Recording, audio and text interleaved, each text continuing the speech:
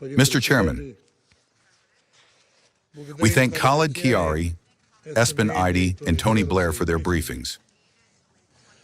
We welcome the participation of the Palestinian Foreign Minister in today's meeting. Mr. Chairman, we are highly concerned by the dynamics of the situation in the Middle East. The lack of settlement of long-standing conflicts and attempts to solve them with a head-on rush, combining brute force and the language of ultimatums while bypassing international formats, are yielding the bitter fruits we are reaping today. Such a line, in which the interests of one side are completely ignored, naturally provokes rejection and resistance. As a result, for 2.5 years now, the region has been feverish from periodic outbreaks of armed violence, alternating with short-term and unstable truces that are violated time and again.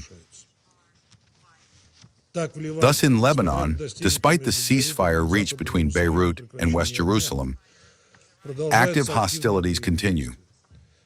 On April 26th alone, as a result of Israeli strikes, 14 people were killed and another 37 were injured. Since March 2nd, more than 2,500 Lebanese have become victims of the conflict, and almost 8,000 were wounded.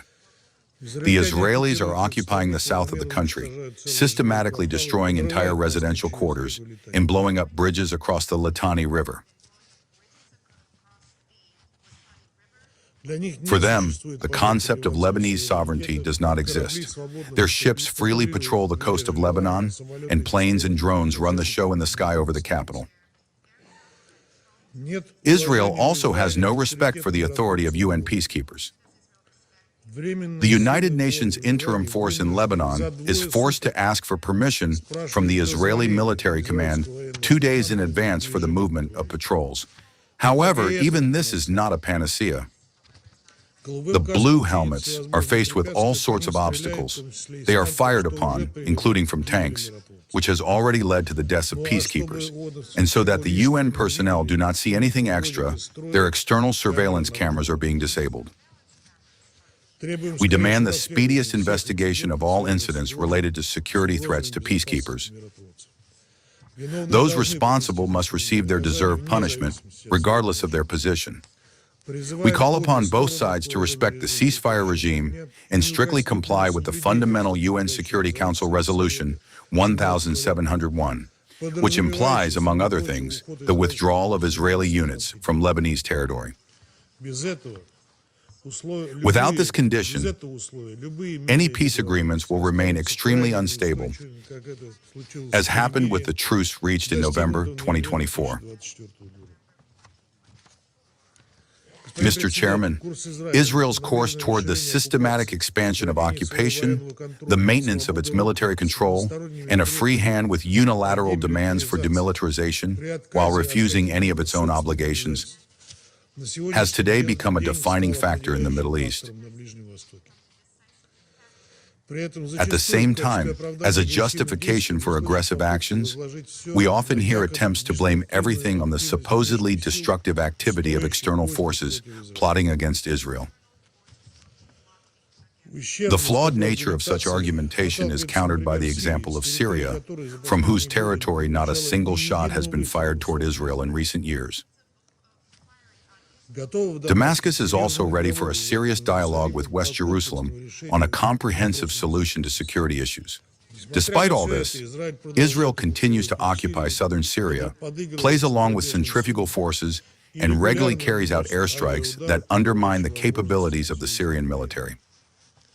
We call upon the Israeli authorities to return to compliance with the provisions of the 1974 Agreement on Disengagement and to respect the relevant UN Security Council resolutions, including the Council's latest decision, Resolution 2811, which extended the mandate of the United Nations Disengagement Observer Force for another 6 months. One should not confuse the political wisdom and strategic restraint of Damascus with weakness. The cup of patience may overflow.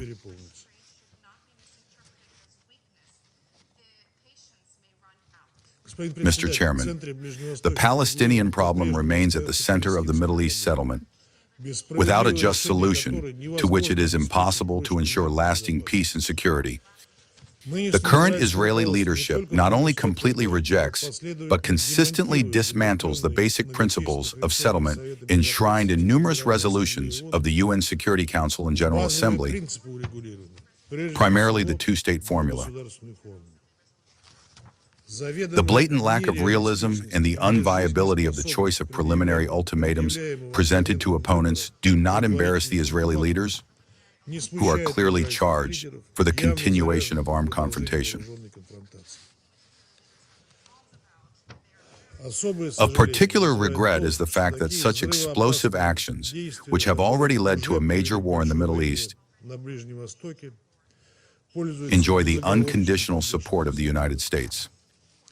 Against this background, despite the generally optimistic speech of Mr. Blair, we do not see any tangible results from the work of the Peace Council.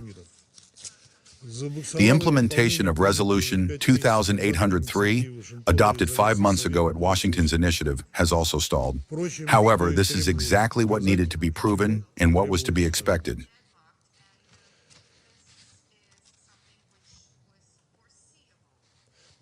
International stabilization forces in Gaza have still not been deployed. The National Committee for the Management of the Enclave is still located abroad. More than half of the sector is occupied by Israel, and humanitarian access remains difficult. Since the ceasefire on October 10th, 800 Palestinians have been killed.